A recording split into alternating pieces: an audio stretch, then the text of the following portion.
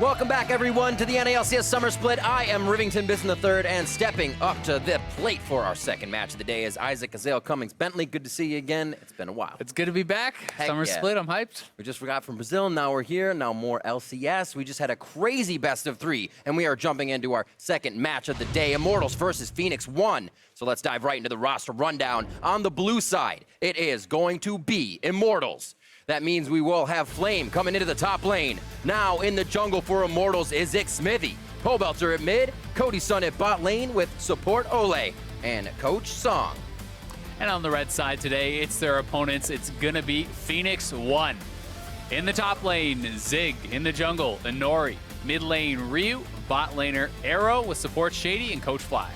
So we got Phoenix 1 coming pretty hot off of last split. We saw how strong they were after missing out on playoffs. Immortals made a change in hopes of repeating their 2016 success. Yeah, back when they still had, Hooney and Rainover, it's a very different roster, and missing out on the playoffs, they wanted to shake some things up. Yeah. And, they lost Dardoch, they gained a Smithy. Dardoch was the reason that they won a lot of games, but he was also the reason that they lost a lot of games because he often made the game about him. He was either going to carry or he was going to lose doing it. And with Smithy, you have a different beast. This guy is willing to play a more supportive style. He's reunited with Pobelter, who he won a championship with, and their bot lane in Olay and Cody Sun really improved massively throughout the split. So I'm very interested with a jungler who's not going to be making the game so much about him, win or lose. Can that bot lane step up and really become a carry? Absolutely. The synergy as well. We'll see the teammates being back together. We'll get into later, and we'll see if they can carry against Phoenix 1, who return after, as we said, winning 3rd place that match in Vancouver. So coming back hot. Yeah, and it means they're going to be one of North America's representatives at Rift Rivals because they have locked in that 3rd place seed. So it's going to be NAEU. They'll get their chance to play internationally there. And after a split of uncertainty with the roster, constantly swapping out their junglers, swapping out their supports, it seemed, kind of random at times almost. Right. Absolutely. Shady would be losing, Stun would be winning, but they'd swap it anyway.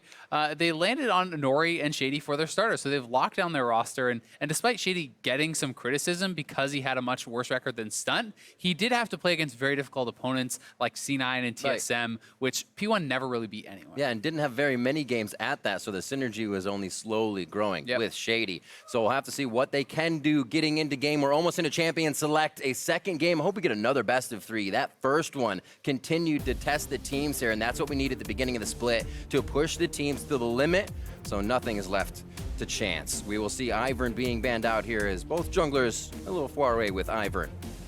Yeah, and it's going to be really interesting because anytime you're coming into a new meta, start of the new split, summer split, it's a new patch, each team is going to have their own idea on what's strongest, on what really they should be playing and shouldn't be playing. So Pick a Man can be very different from series to series.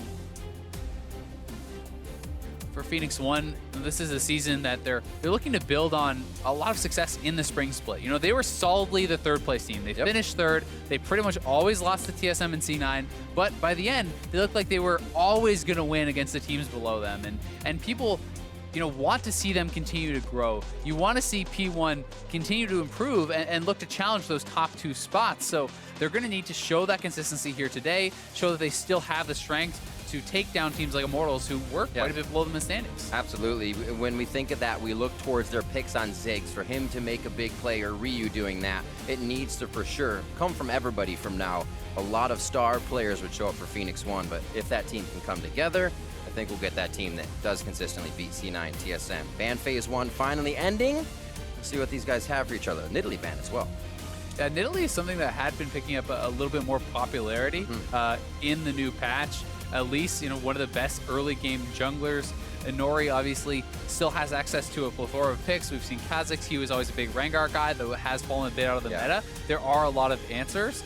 You also can play a lot more of the tank-type junglers. We've seen things like Gragas. Zac is one who's getting banned out a lot. There's still things like Olaf. So a lot of options, and we're going to have to see which direction they're going to try to take their composition in.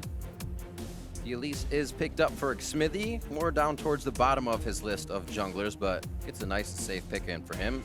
Be early in the jungle, or aggressive early, I should say, in the jungle if he wants.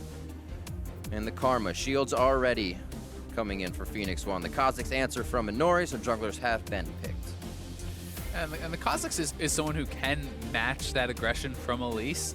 Obviously, it's hard to team fight, I would say, late game on a Kha'Zix because you're so squishy when you dive in. You're very vulnerable to being picked off. But that said, with the Evolve W, that is really the playstyle that has kind of been adapted to for most professional players. You get that Evolve W, you spam that out, you have poke, you have wave clear, and that's really the contribution you kind of bring towards the mid and late game team fights until you're willing to jump in and try to trade out your life. And much more Caitlyn love on the Rift as of late. Gets protection from the Lulu, so making sure that shields can't be combined here between those combos. And Caitlyn is very strong, and you know, with the crit items getting buffed since last season, that's something that did really help her out quite a lot. That said, especially in some other regions, we've really been seeing the rise of popularity of things like Twitch, of things like Kog'Maw, because with the new Doran shield, you can actually survive in lane a lot more easily. You have a lot more ability to take that poke against someone like a Caitlyn, and then you can get to a point where you're stronger than that Caitlyn on Twitch and Kog'Maw and some of these hyper carries. Just gonna play it slow in the early game anyway, so it doesn't really matter if you have to take that shield. Looks like Arrow is calling for assistance from the LCS refs for a moment. Pick and ban's going to continue for now, though, and Varus is going to be what Arrow wants to play. So, you know, Varus, I feel like the ultimate can be very powerful as a primary engage, but generally speaking, it works a lot better as a follow-up engage because that ultimate can be very difficult to hit. So if you bring in someone like, I know, Gragas in the top lane or someone who can kind of set them up, you know, ult someone into that Varus ultimate, it's really strong as a follow-up. So I'm going to look to see them drafting something like that because when you look at the Phoenix 1 side right now, it's not really a lot of CC in this composition. Seems like Arrow was just talking to Coach. We'll see if they can lock in that CC. As you said, they have a bit of that chain of corruption, but not for sure. Not a consistent lockdown. And I think most Varus players will know that. Galio getting taken away as well as a LeBlanc. We see that Renekton that has had a few games played recently. Zig could be going on to that Jarvan, but the Shen is also helped, or could be helped for global pressure here on the side of P1. Yeah, and Shen can be delivered by that Kha'Zix. It allows you to jump in more aggressively because you have the Shen backing you up, the Stand United shield there too. So that is a pretty nice combo. Going to give them some more CC coming out of that top lane. That said, you know, Fiora is actually on the table here. Flame is someone who has played that before. I'm not sure if he's going to have the confidence to go for it. It looks like he won't. He's going to lock in the Jarvan. Still a fine matchup and going to be a great combination with the Orianna in particular because you lock them in with Catalysm. They can throw down that Shockwave. And, you know, for someone like Varus, if you don't have your flash, there's no escaping that. Shock in, pop up. You're going to have the Lulu Wild Growth on Cody, or not Cody's son, but Flame as well after that. What will Ryu choose? He'll start weaving some walls if he decides to go with this. It helps with the Shen. They can still get in on any deep dives, but it will be the Ahri, so he has a way out of that engage if he does go in. Definitely seems like a very heavy dive composition here for Phoenix 1. You know, had they gone with Atilia, it kind of would have made more sense as far as, you know, 1-3-1, be able to catch people inside lanes, things like this. But this composition is a lot of dive. You have to be able to zero someone out very quickly. But Lulu and Orianna, you know, with double shields, with that polymorph, it can be pretty difficult to actually make that happen sometimes. So we'll see if Phoenix 1 is going to be able to execute on that because you have to be on point with those engages if you go for them. Immortals as well was a team that could do well if they got an early game, controlled the lead, got Pole Belter going, as well as Flame. We talked a little bit about that synergy of Xmithie and Pole Belter now back on the same team. We'll see if that comes into play as they have the crowd control to make that work. And Flame did take that aggressive top laner, so we may get some damage down onto Zig to start things off. And we saw earlier in the day, you know, pretty consistently people going on these kind of bruiser type champions in the top lane, going for things like Black Cleaver into Titanic Hydra, and you can build the Gargoyle Stoneplate as that third item because you've already built up quite a bit of HP. You don't have the resistances, but the active is going to give you that, you know, 4 seconds of very, very tanky stats. And that's pretty powerful. Just being a beast, diving in. It seems like it's a lot of what this meta consists of is going in, but also needing a way to get out. Gargoyle Stoneplate just plays beautifully to that, synergizing with what the guys have to do. Yeah, especially in combination with someone like J4, who so much of his burst is front-loaded, so you can flag and drag in, you drop the ultimate, you put down as much damage as possible, and then you instantly are going to pop the Gargoyle Stoneplate after that when you really don't have much more damage coming. So some of these new tank items have been very effective, and it's pretty interesting to see them kind of incorporated into the builds here in the LCS. All right, we are on to the Rift for game 2 of the split here in the summer. Immortals versus Phoenix 1. We'll see, as we said, Phoenix 1 off that 3rd place finish in the spring split. Look to continue some dominance here as Immortals with a roster change and acquiring Xmithy. If they can start things off on the right foot. Actually, not too many Doran shields, really. This game, only 2, not bad. And I think that this is actually pretty smart from Cody-san. I mean, we'll see if I get proven wrong. If you eat too much poke, then the Doran shield is better. But if you are going to be the aggressor in the lane, if you are the one poking and not receiving it, then something like the Doran's Blade can be the more powerful item. So I do think that sometimes people kind of over-index on the item and they just take it blindly in all matchups when I don't really think it's 100% necessary. And if you have a heavily advantage 2v2 matchup, you could go with something like the Doran's Blade. Right. We'll see. Looks like they're going to keep him out of lane for a bit. No minions to be missed, obviously. They're just toying around with vision and the Raptor wards to go down. Yeah, and Nori looking like he is going to start at Raptors. Likely both junglers will. And you can just get a leash, a Q from both the Orianna and the Ahri. Will make things pretty easy for those junglers, but a lot of early poke already down there for P1 onto Ole. Can't base now. I love the fact that everybody's running the ignites as well with the hit on exhaust recently. It's just more, why not ignite? Even just cleanse for Pobelter to reuse ignite. With so many assassins in the game, usually you see one of those exhausts. Yeah, especially against someone like the Ahri, who is a pretty easy exhaust target. That's something that can really hurt you. And Ole taking a lot of damage here in the early stages of the lane is very impactful, because this is a lane where they want to be aggressive. They want to use that kill threat with the Ignite, with this Caitlyn, push them in and poke them out and threaten to kill. But if you take too much damage early on, it really can kind of limit your ability to do that. Nicely benefits a Varus and a Karma as well, the 2 slows they can provide. Get a focus resolve into that hail of arrows. You have a long lane to chase down this team. Quick flag and drag just outside of turret range. Nicely done to get his passive in as well. Flame puts Zig under the turret. Shouldn't be too much trouble to start things off.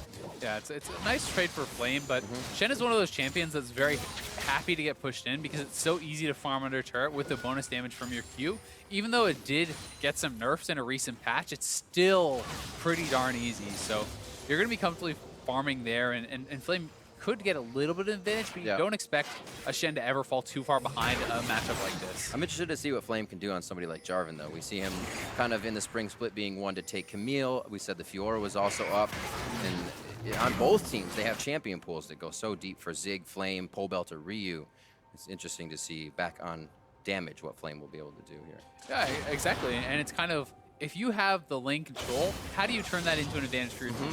Some players will stick in lane and will try to harass under turret. Some players will try to dive. Other players, you can just push in and then roam. Always threaten to invade into the jungle and take camps away with your jungler. Threaten that 2v1. So there's multiple ways that you can kind of exert your dominance in a lane, and we'll see what he's going to try to go for. Nice trade. AD or bot for bot, support on support. Nicely done there, and the focus is a bit of a trade win there for Immortals as they now get pushed into their turret. 22-21, and we're just about evening up on this wave. Jungler bottom pressure is coming in here from Inori, but ever so slowly as Xmithy was talking. And Cody-san is actually taking quite a bit of poke, but having the Warlord's Bloodlust, he is going to have a fair bit of healing from that and should be okay. Inori's going to have to bail out, as he did get spotted on those Krugs. Good call from the team as well, missing bot lane. And to care for danger. Yeah, and basically what that does, although it's not the biggest of deals, it means Smithy took away one extra camp, and Smithy kind of has his free reign of options. He knows where Kha'Zix was. He knows Kha'Zix, was likely going to go topside because his bot side camps were already cleared. So you can infer a lot of information from just seeing the jungler in a place like that, and it can help you to plan your next routes and maybe get an edge for the Immortals jungler. Let's see what happens when level 6 comes up. Cody-san, Ole have to be very cognizant of the fact that this Shen is on the side of P1. He easily get taken down for a double kill in the bot lane. Yeah, I mean, that could be the option, right? Wait till level 6. Wait till you have a pretty powerful spike there. And if you can land, that Shen taunt, you have the Kha'Zix coming down, you can easily roam your Ahri down. You can do 4 or 5 man bot pretty quickly. And that could be something that they look to do, because I'm always much more of a fan of proactive Shen plays rather than just saving the ultimate for Waiting. defense. You know, it's so much better to constantly use that ability, because if you use the Stand United, they match with the teleport. Now you have TP advantage. So if you constantly make the plays, you end up having that global advantage, and they're looking for a play now. A little too far forward. It's not going to even be a level 6. Cody-san flashes out. The heal is there as well. Both summoners held by Ole on this one. And they are able to push back. Shady did use Ignite, so 3 down in the bot lane. And Cody-san, both summoners down, so if they want to go for that level 6, it's now that much easier, because Shen is going to hit 6 at a timing where there's no summoners on the Caitlyn. Smithy now is here to cover his bot lane, so at the very least they can push in safely. He'll just start this recall, and he'll be here in case anything happens, but he doesn't want the wave to get frozen against his bot lane, so Cody-san gets the final CS, will have a good buy, and that's just smart play from Smithy. One of my favorite types of plays there. You play on the safe advantage the other team feels they have, and sweep the rug right up from under their feet when they go in. Arrow and Shady both a little low on mana, so they choose to stay back, and nothing comes. Smithy, however, was not really seen throughout those plays, so he still has a bit of fog of war to play with in the jungle and can get himself pathed into a good situation. 6.5 minutes in, no real lead on any side of the map. Smithy's been twice top, I believe, but haven't really seen the pressure out there. Flame and Zig just kind of going at it themselves. Yeah, for the most part, the junglers have been content to kind of just try to steal away what camps they can. You know, they both have their trackers now, so a lot of it is just about knowing where the other jungler is for your team, so your matchups can be played properly. You can't actually play your winning matchup to win if you don't know where the jungler is. So that's a lot of what these guys are trying to do. Oh, call this a little bit of a roam here by Ole. They are on a ward. Yeah, they're hatching that one. And this is a lane swap top to try to get the first turret very early on here. We do see Karma roaming up to top, and P1 are going to match. So IMT have gotten the earlier back. They got the BF sword. They're getting a lot of damage down on this turret, and this is something that has kind of developed with the new patch changes here as well. And even just that move gets them ahead on the turret. Oh, patch changes. It developed with GAM. Gigabyte Marines. No. But they look like they have the upper hand on this. Good push to the top side. They can rinse and repeat, especially with Cody-san's summoners down. They get him out of lane. They get him with more support, put him in a lane where that won't be as much of a trouble. And they may set themselves up for some first turret coming up soon. Yeah, and they're just going to, right again, swap right back. They base. Now they're going to head bot, and they're going to try to keep doing this. Just kind of keep ahead of the curve, basically, with P1. So P1 cannot match their roams, cannot match their lane swap. And if you can do this, you really do get momentum, and you can keep that tempo going, and hopefully eventually for them result in getting that first turret. So in a perfect solution then, if you're P1 and you have a top-down vision like we do, what is the stopper here if the other team is rotating all around? Do you have to deep wards? Do you just have to kind of take a guess and dive in a fight? I mean, I think there's a number of options, but we may see a dive here, so we're going to have to wait for that. Oh, it's Smithy onto Zig. Pretty tanky. Going to be able to call Spirit's Refuge forward to save himself a little bit more. His team will start to take resources top, but this might be the turret trade that Immortals was finally looking for. Yeah, it should be. 4-man bot. This is very well executed from Immortals. Very good macro play. They're going to get that first turret. They force Zig back, but you know, to your point, there's a number of different options. Okay. You can either, as they're basing, move your members top and try to 4-man push that turret as they have gone back to base and try to get it faster before they can get bot and do it to you. Yeah. You can also, like, in advance, keep 1-man top. In this case, Arrow would have stayed top. Support and jungle would have gone bot, and you try to defend there with, say, 3v4, while your ADC is free pushing top. So you can get advantages, but they don't know exactly where the team is, and they were not anticipating those moves. And that so wrong call puts you even farther behind. Yeah, it's Infernal as well. So really, they're getting everything in. And a lot of this is early game planning and just better map movement from Immortals. A few more items coming in, mainly still that slot open for these vision wards here on the side of Immortals that they're able to be continuously putting down. And a big thing about it I always like to see as well is that those are able to be guarded as well. They aren't just placed down to have that vision and then walk away. And one of the costs now that we are seeing from this, like despite the first turret gold, P1 is actually up in gold, largely because of the amount of time. Ooh. At least they made it fast. Yeah, Ole's going to go down. And I mean, Cody-san had fallen behind in farm because he had been moving around the map so much, and Arrow had just sat in one lane and farmed. And now that they got the kill as well, they're actually opening up a pretty big gold lead for themselves. Still, the Infernal Dragon is in Immortals' favor, but P1 did end up coming out pretty well. Very interesting place to die. It caught us off guard even for first blood. All these turrets on the outside ring are down except for mid here. I should say all, the mid and bot. You have Ole that far up by himself. A little scary. Pobelter now in mid here. Does have Xmithy on the bot side, but Ryu hovers top, showing mainly wards, and vision is there. This is one of those things where really it's like, can you get more out of early gold right now, and can P1 get an advantage from that small gold lead that they have, or does Immortals kind of just make the game go a little bit slower? Because later you get into the game, the better the Infernal gets, right? So that is going to be worth more than the 700 or whatever gold lead that there is. When you go 15, 20 minutes into the game, it becomes worth a lot more. But right now, P1 is more powerful, and it's kind of about if they can actually get something done with that. Because Arrow has a full completed item, and on that Blade of the Rune King, you're pretty strong. So you're looking to try to fight this Caitlyn, who wants to get to the kind of 2-item power spike at least. Immortals hopes to play around that power with these wards they've bought. Cody-san only getting a few shots on the turret.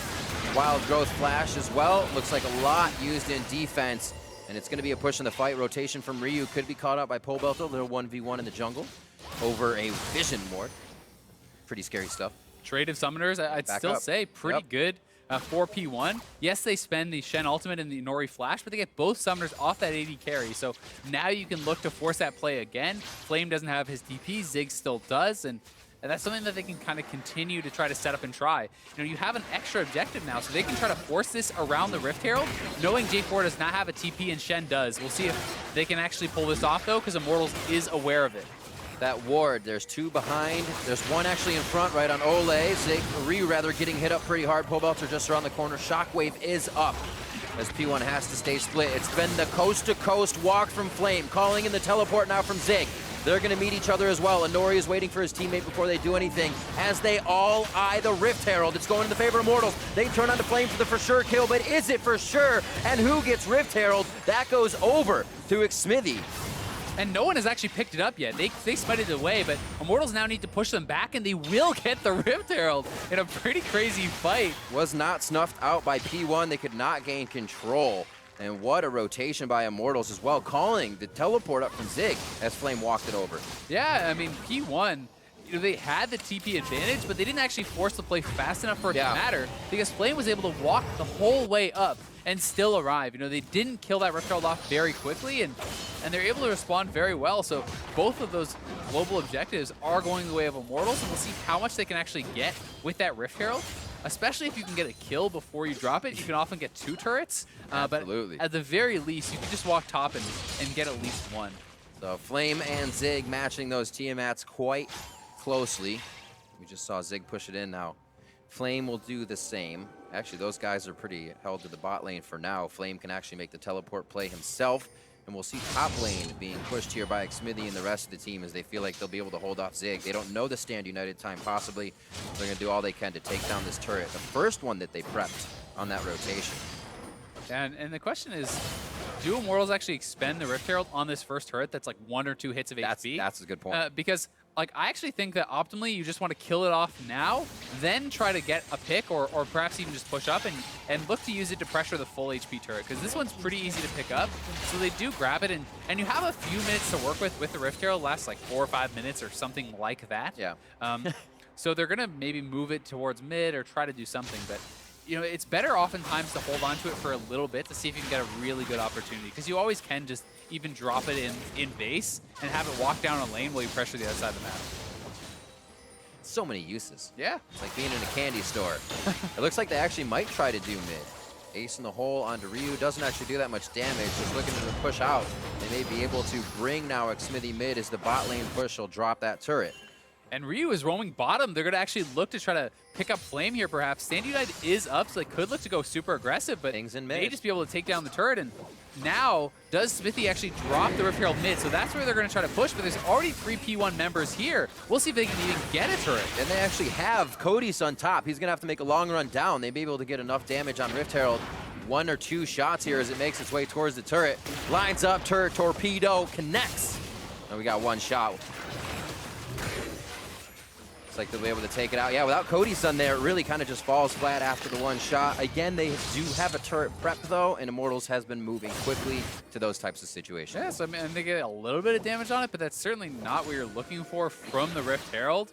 You definitely want to at least get one turret from that, but they didn't have their members in position, and you know it's not a free turret. You need to be prepped, or you need to have them out of position, or get a kill or something. And now P1 will go straight over to Dragon. This should be theirs.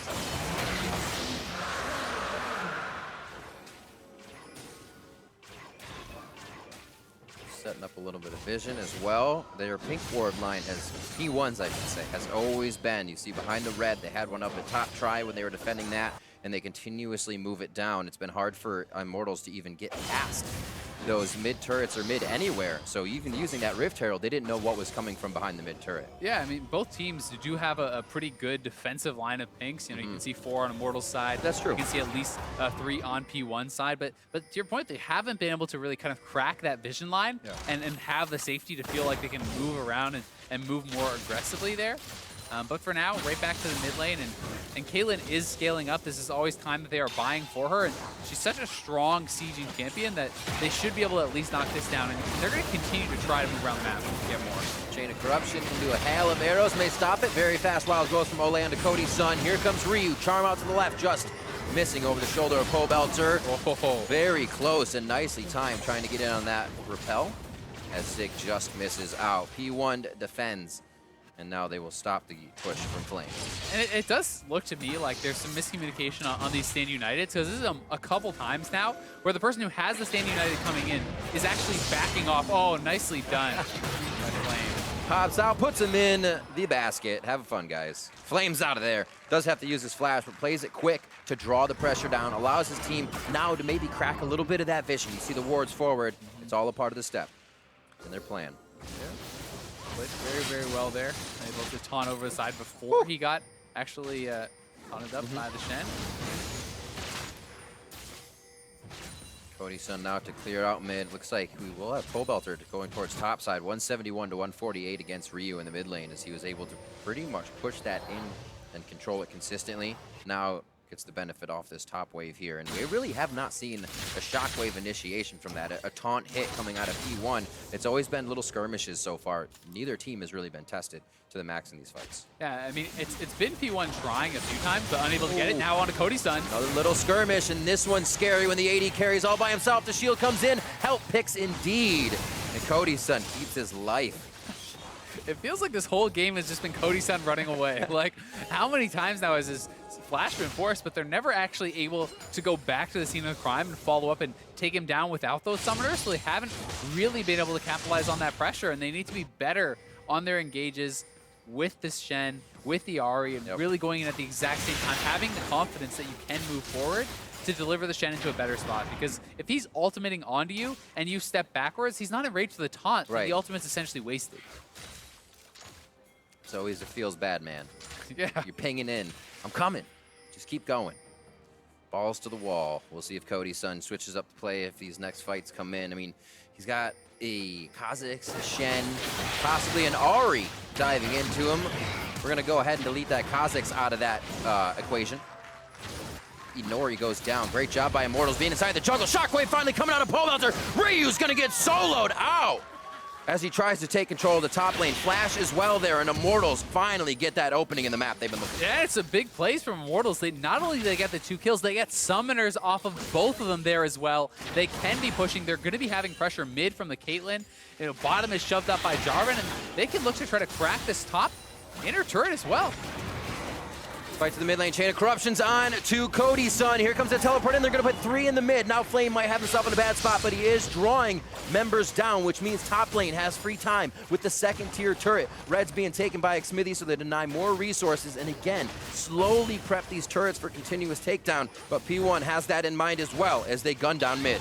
Yeah, it was a really good catch there from Arrow. I mean, that was really the one vulnerability, but they're going in. Flame lighting things up. Let's see if he stays alive in this one. He's going to get taunted. Flag and drag in as well. Zig under the turret, and Flame's going to get hit with a piercing arrow from Arrow. Rather get killed by Shady in the end. That Ignite ticked down.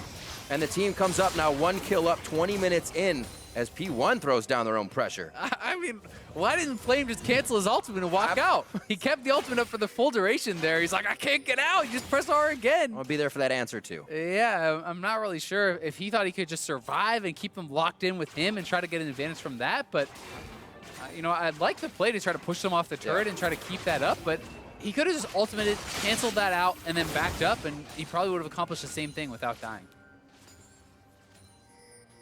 Goes Potion Corruption, gets that in, so he has a little bit of health as he makes these engages. We'll see one more time in mid what started this all off. The lane resets, and Arrow just goes off. Yeah, he just hits that ultimate right onto Cody Sun, and Cody Sun, he had Flame coming, so that's what gave him the confidence, I think, to step forward, but really did not understand how much damage was going to come out here from Arrow, and then Flame wants to clear out the wave, wants to keep him safe, and let's see, he flag and drag forward. Oh, he actually doesn't even use it. He has the ultimate. He can cancel this at any time.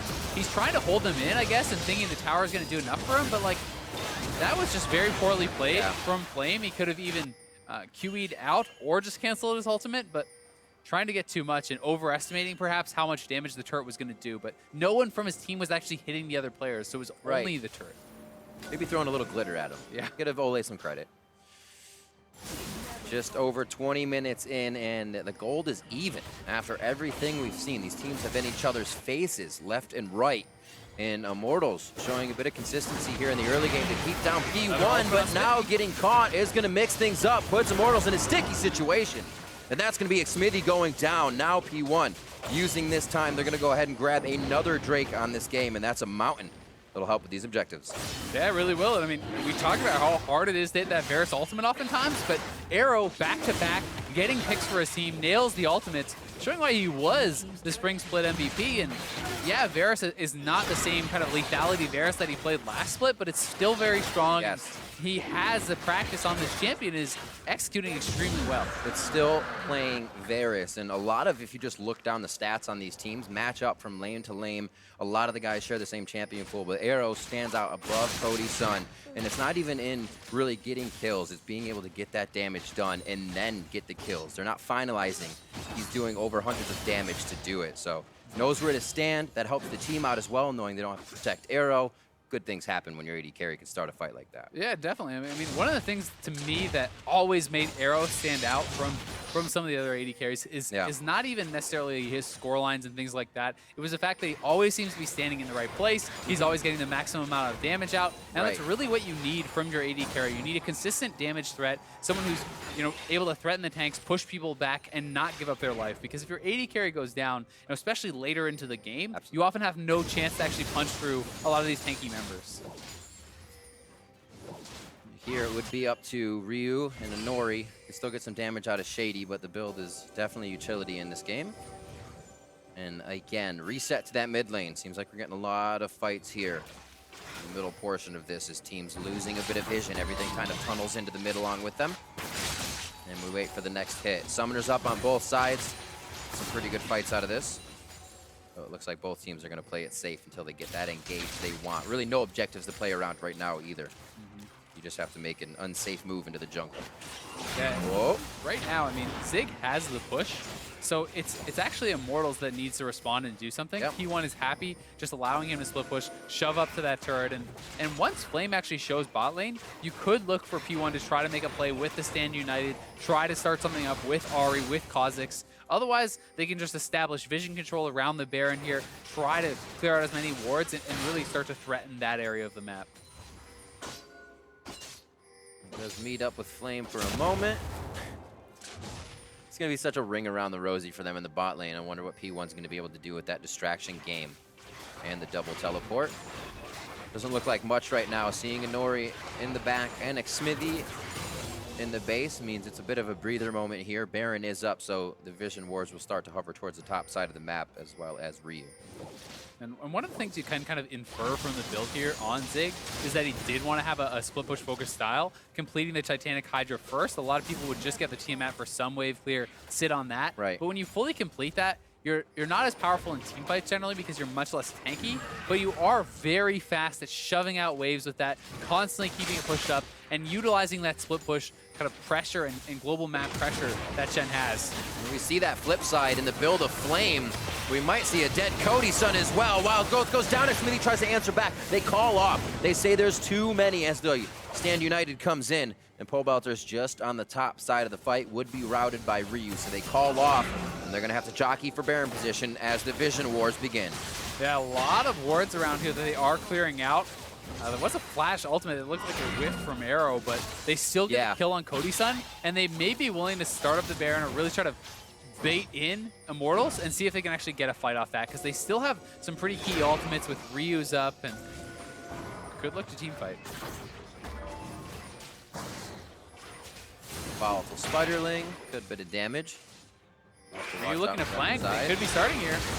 Hit onto Xmithy. Charm is missed with Repel, but he only has Gromp to go to. The team knows it and gets that Frenzy to get himself out. A little bit of help from Ole as well to get the movement speed. They're going to have to make themselves scarce on this one. Get a reset on the positioning, get that lane pushed on the top side. Everything else is even, so they can stay to play. Pretty well played by Smithy there, actually, to be able to get out, repelling to the Gromp, sidestepping the Charm. If you go down 26 minutes in as the jungler, Baron is very easily on the table. So it was key that Immortals was able to stay safe during this death timer of Cody Sun. And Cody Sun really has been getting picked on. He either needs to play safer, have someone in his back pocket, or kind of just respect the engage coming out of his opponents, because he's pretty much been without summoners the whole game from them forcing onto him. And now Pobelter will have to play it a little bit safe as two members show for P1 on top side. Just about 1,700 gold Arrow is above Cody Sun, so you can see those being the items, as well as the Ninja Tabis for Arrow, to make sure he can deny Flame that 0 out damage if he were to get Cataclysm right away. 2,000 gold lead, some of that, like we just said, Arrows alone, as he begins to push mid lane and make sure the lanes are prepped up. A few wards in the mid lane, keeping Arrow safe as they move up, and it's now Immortals to set up. They've had great hits from Flame. The engages have slowed down, though. We have not seen any engage ball drops from Pobelter as well into the Shockwave. There's so many possibilities from Immortals, but it seems like they're ready to absorb a fight rather than take one.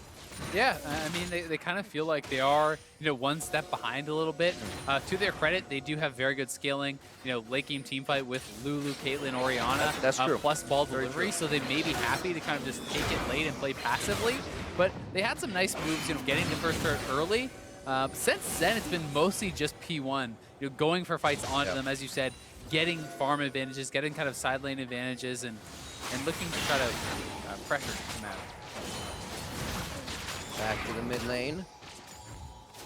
Starting to be a pretty commonplace here mid-game.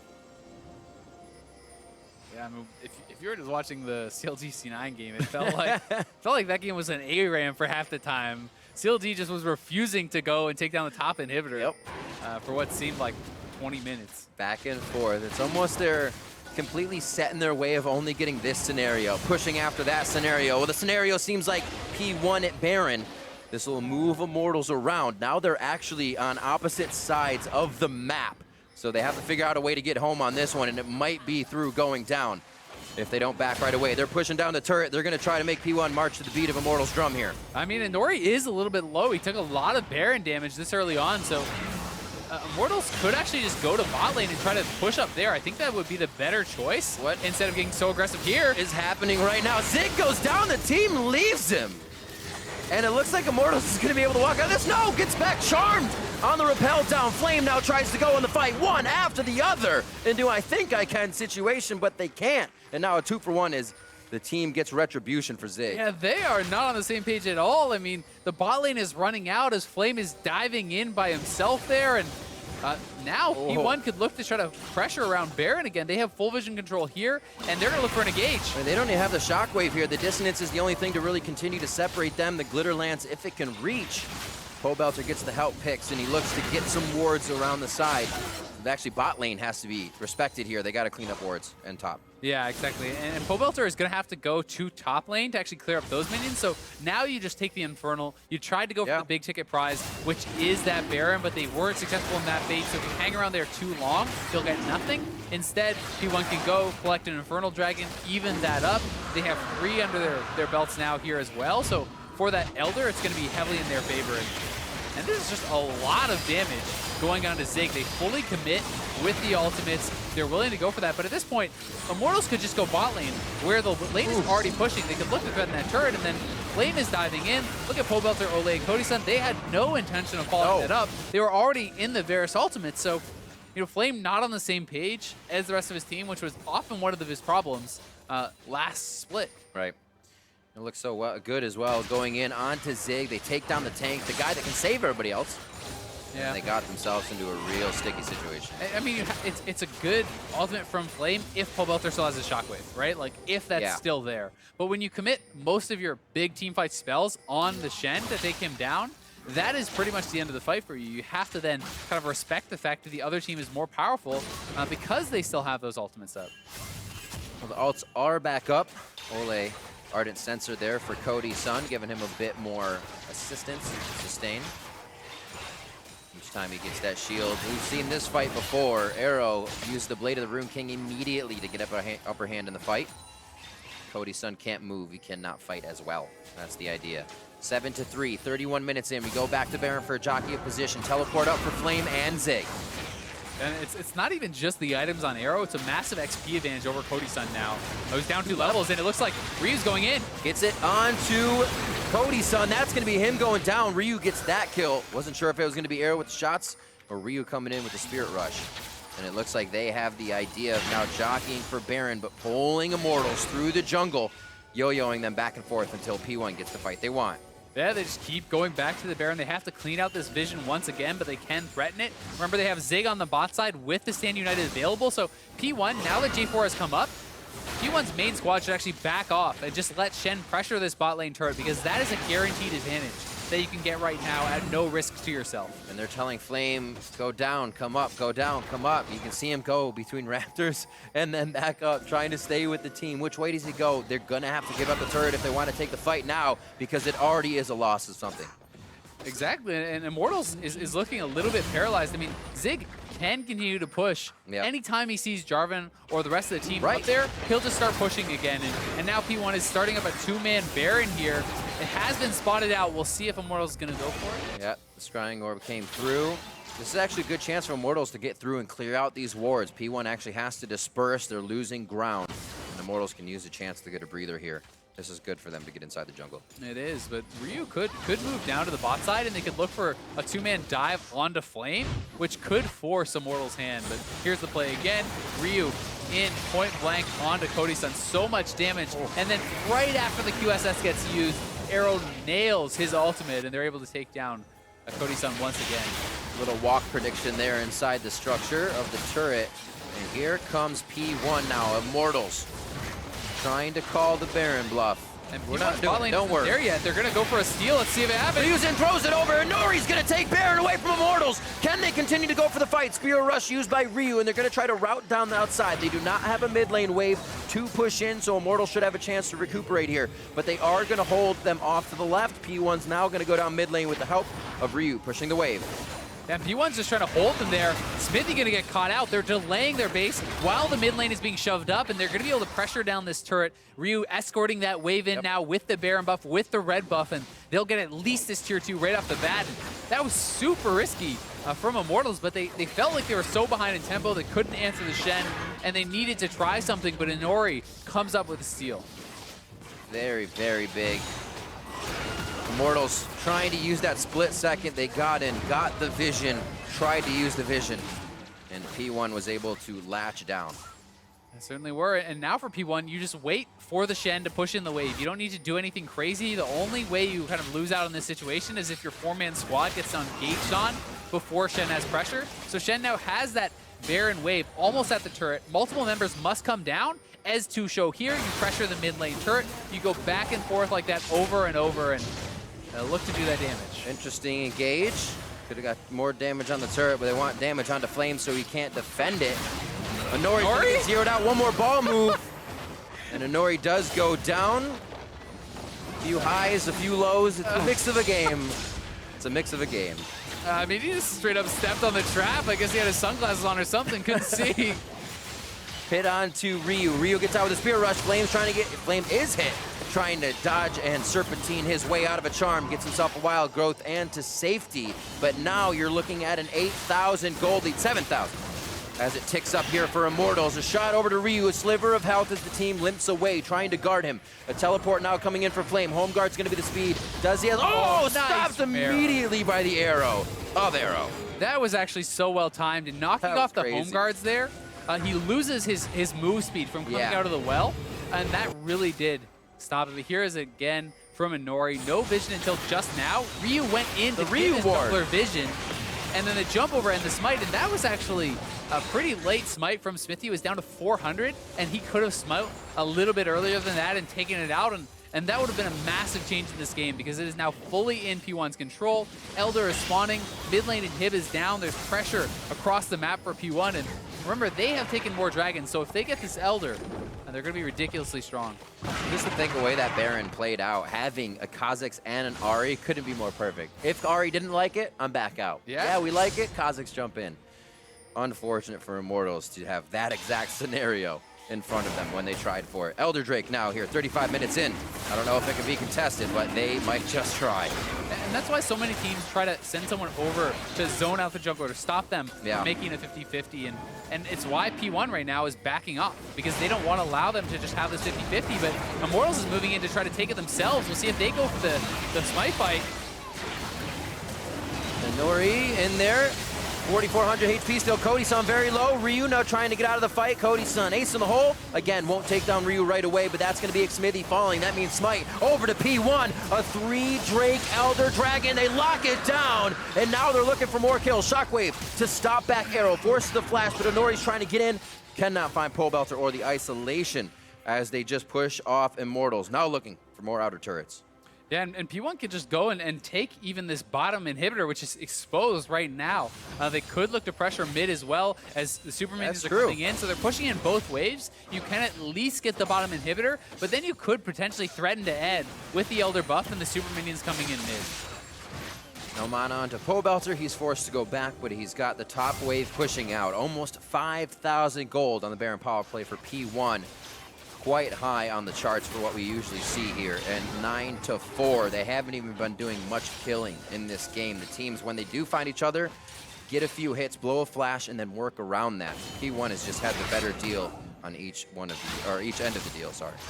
No, they really have, and they're setting this up very intelligently. Having Ryu escort in the mid lane wave, creating pressure. You make someone answer those super minions, then you take an odd man fight. Never allow your opponents to have an even fight when you have the advantage. Almost a bait to want it. Zig feels comfortable getting up, only a few more shots. Smithy comes up, just about half HP for him. His minions already onto the Nexus turrets. Got about 30 seconds on that mid inhib before it does come back up. It looks like the team knows it as well. Top lane has been prepped. P1 has so many things in order for themselves right now. It'll be a few fights they lose before Immortals even gains ground again. Exactly. I mean, Shen is shoving in the bot lane wave, going to be constantly pushing up these minions, threatening the Nexus turrets, so that you non-stop have to have Pole Belter or Cody-san, back there responding to those minions, and the rest of the team can move forward and pressure turrets and get damage done. They are just corralling them at this point. I mean, they're moving in from all sides. Two men have to go bot to answer Zig. He's going to keep moving up, keep threatening those turrets, and Ryu, very difficult to answer as well. Plus, if your three-man squad that's defending the top lane turret moves too far forward, the Shen and the Ahri can come and actually flank and just go for a collapse and a dive.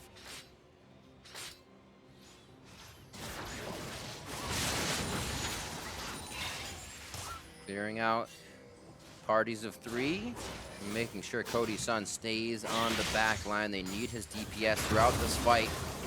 Still trying to get the locket on shields on the Ardent Sensor. More for him. Finally picks up a little bit of armor pen, so he can start tearing through Zig as he has been on the front line of these fights. Yeah, it's interesting to see that Arrow is actually not going to build any armor pen in his build whatsoever, despite the fact that Flame is picking up armor. There's already 2 armor items, well, 1.5 if you want to say on Smithy here too, but not really concerned with that. Looks like he's probably going to be building towards a PD, and he'll be sitting on that for his full build, which is pretty atypical against any game where there is a fair bit of armor. You generally do want to go for that Lord Dominix in a time like this. The one thing that you can say about the Phantom Dancer over that armor pen is actually the damage reduction that it offers is pretty underrated, because you have the flat damage reduction from the PD passive, you have Blade Ribbon King lifesteal, you have Tabbies which make you more tanky, and you have that Moth. So you actually do become relatively tanky despite their strong amount of dive. So if they are diving in on you, you have KD to protect you, and then you have a fair bit of kind of strength in and of yourself. He realizes that damage that Flame can do right now. Zig hovering around. I think somebody just caught an eye of him on the side of Immortals. They have turned away from the fight towards Baron, and he has a super minion on that turret. 2 super minions alone will take down a Nexus turret. You have a Zig and 2 super minions. You're definitely going to be taking that one down, even if the wave spawns. He'll take hits from Flame, but I don't think he's going to turn away before that turret goes down. Now it's the choice of the rest of Immortals. What do they do? And there's honestly, there's no real answer to Zig. He can just go and start hitting the mid lane inhibitor now, and you need to send a second member back from Immortals to actually deal with him. Flame does not really do enough on his own, so he's going to keep being so annoying with this, and P1 can eventually look to start up that Baron or bait someone in, but they have all the cards in their hands. And someone like Zig has immensely stepped up from a position he was in previously on previous teams. Now seeing him come in through P1, playing Kled in a completely different style, now Shen in a completely different style, shows that he has both ends of that spectrum and continues to keep the team in this game from a very supportive top lane position. Nice Spirit Rush, getting the Shockwave out of Pobelter. Ace in the hole is now used. Immortals down 2 ultimates before they even start the fight. Ryu's is down, and so is Arrows, so looks like we're even on that. And this is also pretty smart here from Zig. As soon as the rest of the team backs off, he moves towards the bottom side of the base. We can hopefully outrun this. We'll see if he's able to do so, and waits until the ultimate's used, then flashes away. P1's already back on the Baron. He can stand united in. This should be a Phoenix 1 Baron. They may pull off for the fight. They do see Xmithy. They don't want him in for the repel. He's going to try anyways. 2,300 HP, a little too early, but he had to get in. There was no vision. There's not much you can do at that point. And Xmithy goes for broke. Yeah, he had to try for it. No real choice there in Smithy's shoes, but P1 makes a smart play. They turn, they eliminate the chance of 50-50, and that's something that Immortals failed to do earlier when they gave that chance over to Inori, and ever since then, it's really been all P1. Now it's closing out the game, not giving your opponent respect, in a good way, but knowing that you can take them in a fight and taking that fight. See if P1 can continue to pressure down. Zig's been basically setting that up, so I can't see all 5 of P1 being scared coming into this base now. Yeah, I mean, one thing definitely going for Immortals is the fact that Pobelter is super farmed. He has his death cap. He's 3-0. He's level 18. Like, if he can hit a really good Shockwave, you have a chance, right? You have a super farmed Orianna. You have a Caitlyn who's getting to very late game status, and you're depending on these guys to come up big. You need to make a big play now to stay alive in this game. It's gonna have to be a huge hit. You wish you could flash forward and make that Shockwave, but you know it's probably gonna have to be a flash out at some point with the power of P1 right now. And Immortals towards the top side. No, it's the last turret. They could hover around. Which is why you have to depend on someone like Flame to set up that engage for you. And it's why Immortals can't just sit back, because P1 have been bleeding them out. Immortals need to look for that play and go for it. Even if it's that 5% chance, it's better than the kind of 0% chance of winning when you actually are just sitting back and letting them push you in from all sides. I mean, the scenario is they're at the turret, but they're really not, right? It just went down. There was no retaliation. Something has to be done. This inhibitor will fall. Minions are going to be pouring in from every lane as P1 looks at the last Nexus turret. And they're finally going in on Arrow. Flame gets hit, taunts it up. The rest of the team pulling back, not having the Shockwave come in yet. There's an entire team, but it cannot get Pobelter close enough to get that Shockwave in. And it looks like now they defend the Nexus. The members of P1 looking for more kills. That's going to be Ole going down. Cody Sun, Xmithy, and Pobelter on the backside of this one. And the Nexus turret down to 10% HP. One last shot for P1, and they take game 1 over Immortals. Yeah, well-played game from P1. Immortals just not really able to get anything going this time. And P1 made it look pretty easy. You know, they just slowly kind of pushed them out. They controlled the side lanes, and it was a well-executed game. Even in that last fight, Pobelter, despite the good setup from Flame, he got zoned out by Ryu and was never actually able to step forward and nail that shockwave. So P1 definitely playing to their win conditions. Played it slow, played it well. Played it very well. Looking at that bot lane, we talked about Cody Sun and Ole possibly stepping up where you're going against that MVP, and now Shady that stepped in to see what they can do on this team. 5-0-7 and 4-0-9 from the bot lane. A lot of strength coming out of there for P1. And as we said, Zig 0-1 and 8 can play all of those styles. We've seen it before. The crazy Kled and the kind of reserve Shen. Yeah, I think they played very well. Arrow definitely, you know, the big star of this game, hitting so many Varus ultimates that got them those mid-game picks and being able to get that in. Yeah, Nori with the steal on Baron was also massive. And, you know, they really were able to just play it very intelligently. I thought that their builds, their game plan were all very smart. You know, from the early Titanic Hydra and the kind of commitment to split push on the Shen, just not allowing J4 to really group and do what he wants to do. Strong showing there from P1 to start things off. We're going to throw it over to Dash and Zyrene to see what they make of that game. Thank you very much, Riv. Phoenix 1 coming out top here in game 1. But let's look at how they did it, because I think it was a very slow bleed, right? Or at least that's the way it felt, and they kind of mentioned that it looked clean from Phoenix 1 from start to finish and that they had control of the game for the majority of it. Before we get into the game itself, though, continuing with the theme of week 1, roster moves and team identity, right? Let's look at Immortals through that microscope, given the fact that they've brought Xmithy in, but in general, this is a Flame team, right? And Flame we typically look at as a guy who wants to be splitting, who wants to be dominating in the top lane, not necessarily grouping and fighting. Yeah, I was a little confused for Immortals in the Champions, like, because Phoenix 1 picked the Shen. You could pick the Fiora into it, which just sounds like a great Flame champion to me, and you can 4-1 split push with it. I thought that would have been like maybe a really good suit for the team, but they went with the Jarvan-Orianna combo, which we almost never saw this game. And one of Immortals' biggest issues during spring was they couldn't really group up and have Flame be on the same page, so they eventually went to split pushing because it was like the easier thing for the team to naturally fall into. So they picked a team fighting comp, but it doesn't solve any of their issues because they don't play it well in the slightest. Right. In the context of it being week 1 and the fact that this team hasn't had, you know, months of practice together, it does make sense to go for something that should be easily executable in that, okay, Jarvan ult, Orianna ult, that's how we fight. That's our win condition. But if you can't even execute on that, clearly we have an issue. Exactly. And Phoenix 1's comp is meant to split you up with the split pushing Shen, which will have 2 globals and can always kind of push you around the map and make sure that there's an unanswerable global in a side lane. But they also have a lot of pick potential, and this against scattered teams is perfect, right? You have the Ahri charm, you have ways to catch people out and run them down with Karma. So I think that this from Phoenix 1 kind of actually preys on Immortal as a team comp, or as at least their players together, because they are not on the same page, and this exploits that very heavily. Some peculiarities in the draft here for Immortal, specifically this Galio ban coming in last as well after seeing the Renekton ban. So therefore, Fiora we know will be on the table. Why not leave the Galio up and say, hey, you can have it, we'll pick Flame into that matchup and let him run wild with it. Yeah, I still feel like the Shen and the Galio, the 2 big globals for people in side lanes, 2 really great champions that you can pick Fiora into if you want to do it, but you do risk having a carry like Ryu who wants to dive, or Arrow who you want to dive yourself,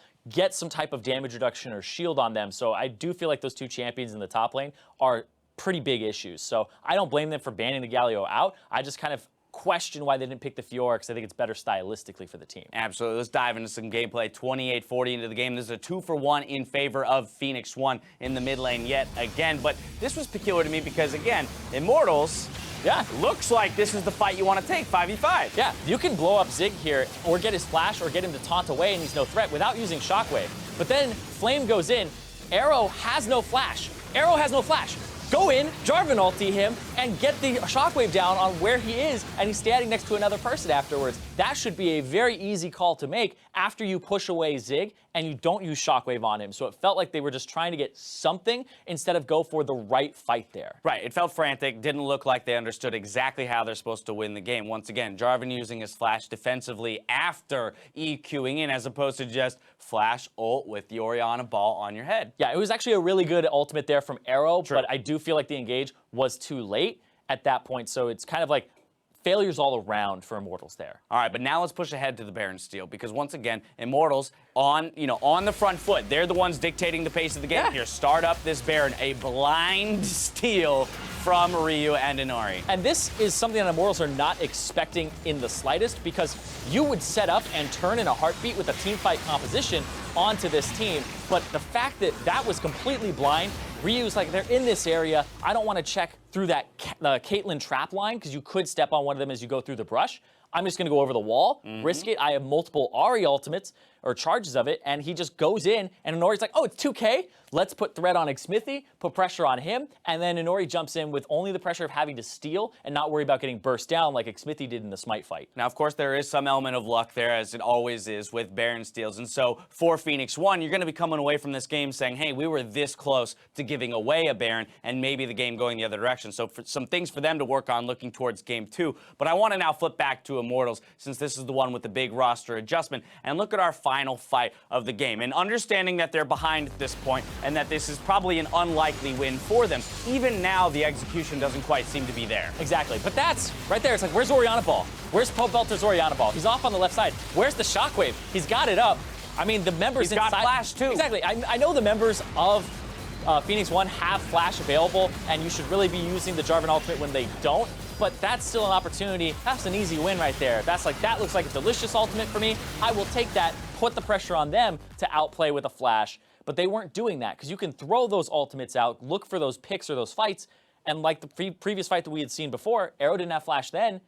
You're never going to find a better opportunity. Yeah, exactly. But a lot of that, to me, feels expected for Week 1. Again, not necessarily giving an excuse to it, because it's a loss either way. But given the fact that this team isn't super practiced, and contrary to Dardoch, this team is still dealing with communication issues, whereas Dardoch is now on the all-English-speaking team, you can definitely see that Immortals is still going to have somewhat of an uphill climb in terms of getting to that well-oiled machine kind of state that we like to talk about. Yeah, Immortals definitely have a lot of work to do, figuring out their identity. Are they a split push team? Are they a team fight team? That's really what we're looking for here, because they added Xmithie, but I don't think it's stylistically going to change them too much, except for they don't have that kind of risk in the jungle, but it's still Xmithie giving up some early deaths too. Now, player of the game is going to go to Arrow here for hitting a lot of clutch ultimates, also being deathless throughout the game, right alongside Shady as his support. And there were some question marks about Shady in particular. The guy ended with 100% kill participation in this game, supporting Arrow, and really saving him a few times with some clutch karma shields.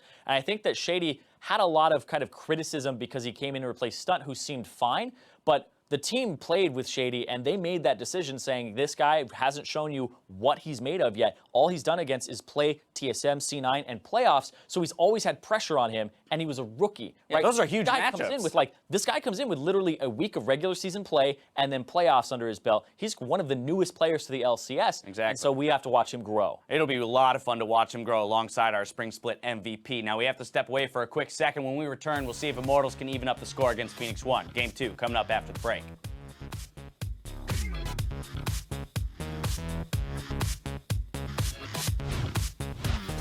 Immortals being inside the jungle. Shockwave finally coming out of Pobelter.